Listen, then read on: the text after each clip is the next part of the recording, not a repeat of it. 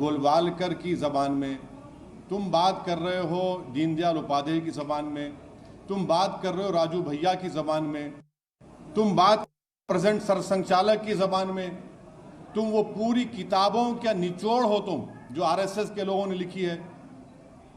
RSS भी तो यही कहती है ना कि यहाँ के नहीं है ये लोग, वो ज़बान में बात कर रहे हैं और कांग्रेस पार्टी में है वो। सर आपने कहा कि केसीआर फिर से मुख्यमंत्री बनेंगे और ये है तमाम बातें कहीं, तो क्या आप उनके लिए कैंपेनिंग भी करेंगे, उनको सपोर्ट करेंगे? देखिए हम तो पब्लिकली ये बात को कह चुके हैं, मगर हमारी प्रायोरिटी होगी अपनी पार्टी के कैंडिडेट्स के लिए, पहले हम उसके लिए काम करेंगे। नहीं सर आपके जो फ्लोर लीडर है और आपके भाई भी है, उन्होंने सोनिया गांधी के ओरिजिन पे क्वेश्चन किया। हमारा क्वेश्चन किया जा रहा है कि कहाँ के, हम तो हिंदुस्तान के हैं, हमारे परदादा हिंदुस्तान के हैं, हम कहीं नहीं, हमारे परदादा हिंदुस्तान के नहीं है। हमारा मानना यह है कि जब अल्लाह सुब्हाना व तआला ने बाबा आदम अलैहिस्सलाम को जब दुनिया में भेजा जन्नत से, तो उनका पहला कदम यहाँ पर था। हाँ, हमारा वहाँ से शुरू हो रहा मामला, हमारा वहाँ से शुरू हो रहा। आप क्यों आप दादा परदादा पे जा रहे हैं?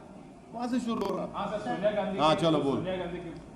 सर क्या आप राजस्थान, मध्य प्रदेश और छत्तीसगढ़ में कैंपेन करने जाएंगे? राजस्थान में आपके कैंडिडेट? राजस्थान में तो जाना ही जाएंगे, हमारे कैंडिडेट्स हैं वहाँ पर, कैंपेन करेंगे, क्योंकि 7 दिन पहले राजस्थान में है, फिर उसके बाद मैंने 21 तारीख को कैंपेन ख़त्म होगा राजस्थान में, और तेलंगाना में ख़त्म हो जाएगा 28 को, तो दोनों जगह जाएंगे। मध्य प्रदेश के बारे में आपने अभी हम बात करके बताएंगे, 1-2 दिन में बता देंगे आप।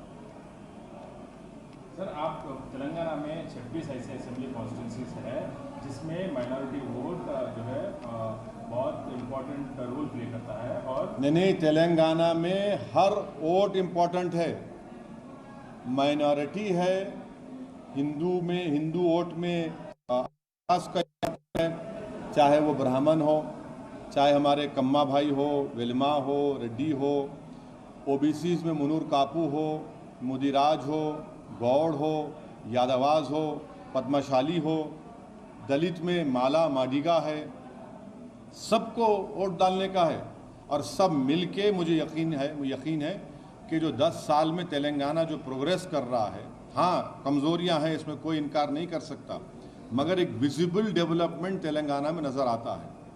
और सबसे बड़ी अहम बात यह है कि एक लैंडलॉक्ड एरिया में हैदराबाद के अतराफ में डेवलपमेंट हो रहा है और पीसफुल तरीके से। आज आप देखिए कि मुस्लिम समाज आगे आकर कहा कि हम अपनी मीलाद की रैली को 3 दिन बाद कर लेंगे।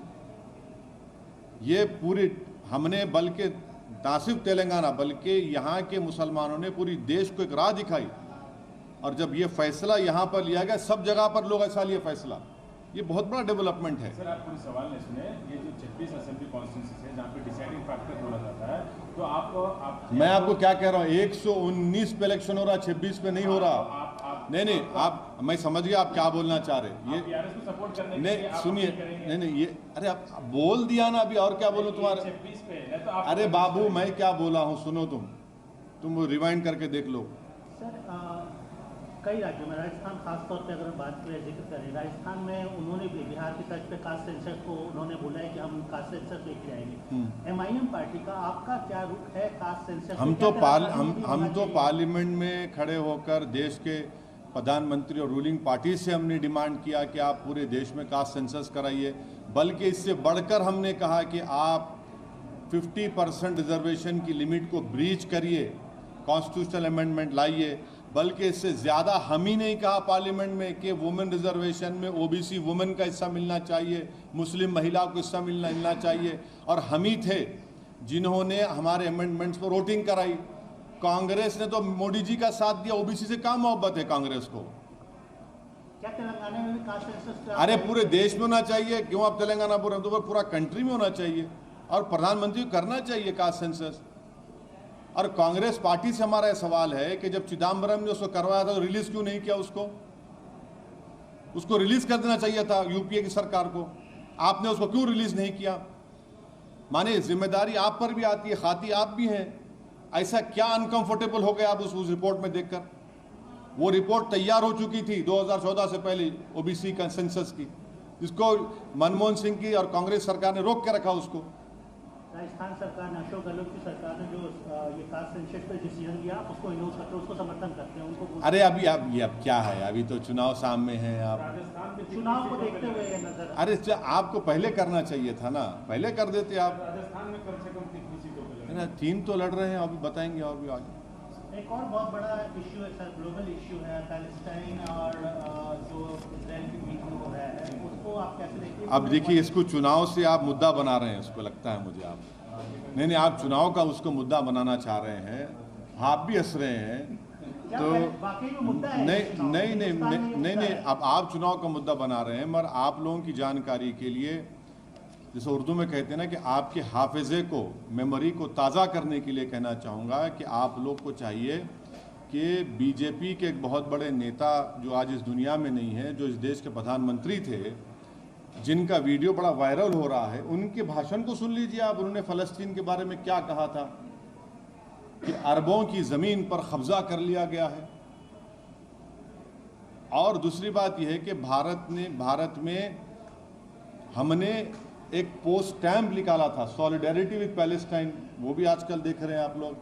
हमारी शुरू से पॉलिसी फ़लस्तीनियों की तायीद में रही है। इसमें शिफ्ट आया जब कांग्रेस की सरकार थी, थी उसमें एक शिफ्ट आया।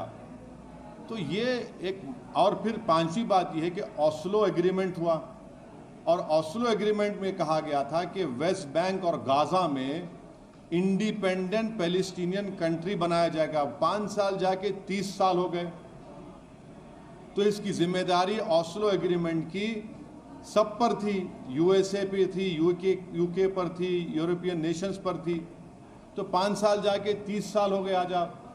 और आपको ये समझना चाहिए कि जो इलीगल सेटलमेंट्स बनाए जा रहे हैं वहाँ पर, ऑस्लो एकॉर्ड के खिलाफ, जेनीन रेफ्यूजी कैंप में जाकर आप उनको मारा और पीटा जाता है। ये बात दुनिया जानती है कि वहाँ पर मस्जिद अक्सा है, बैतुल मुक़द्दस है। ये सब इम्पॉर्टेंट चीज़ें हैं। आपको दुनिया को ये भी समझना चाहिए कि गाज़ा की जो स्ट्रिप है, आपने तो 16 साल से ब्लॉकेड करके रखा इजराइल ने वहाँ पर उसको, 16 ईयर्स से ब्लॉकेड है। ओपन एयर प्रिजन है वो। क्या है बताइए अब आप उसका। एक उसका रास्ता था दारुल में, पेरीमीटर लगा दिया। 2005 में रास्ता बंद कर दिया आपने। इजराइल ने गाजा एयरपोर्ट को 2001 में बर्बाद कर दिया। करीम अबू सालम एक इलाका है, आपने 2008 में इजराइल ने बंद कर दिया। हाँ, फिर आपका गाजा सिटी का 2010 में आपने उसको बंद कर दिया।